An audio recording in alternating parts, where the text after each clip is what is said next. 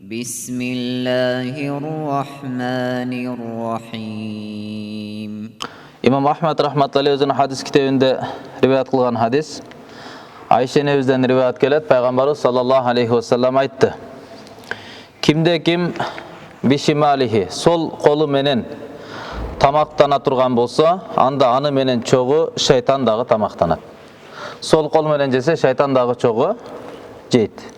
Kim sol kolu menen içimdik içe turgan bolsa, anda şeytan dağı anı menen birgelikte içimdik içet, anın tamağına, suusuna şerikteş bolot deyt.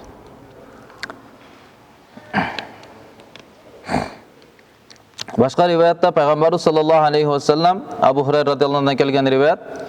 Ra'a rajulan yashrabu qa'iman. Bir adamdı görüp kaldı, turgan abalda su içip yatkan ele. Olturbastan turgan abalında su içip yatkan adamdı görüp kaldı. Bizince sözde köyle görünüyor.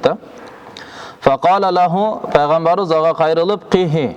Bunu kusup salgının dedi. Kuskunun dedi. Dese aytdı lima, emne üçün men bunu kusayın.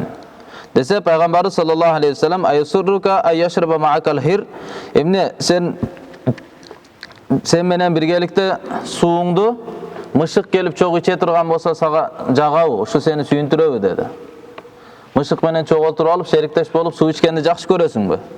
Dese aytdı la jok, mışık menen mışık içken suunu men içpeymin.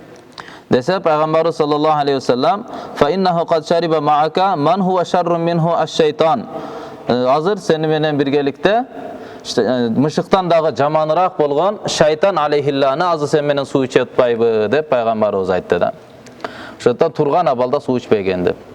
Demek turgan abalda je sol kolu menen su içe turgan bolsa şeytan dağı anı menen çoğu su içip jatat degen nerse eken da. Sol kolu menen tamak jep atsa şeytan dağı anı menen çoğu tamaktanat eken.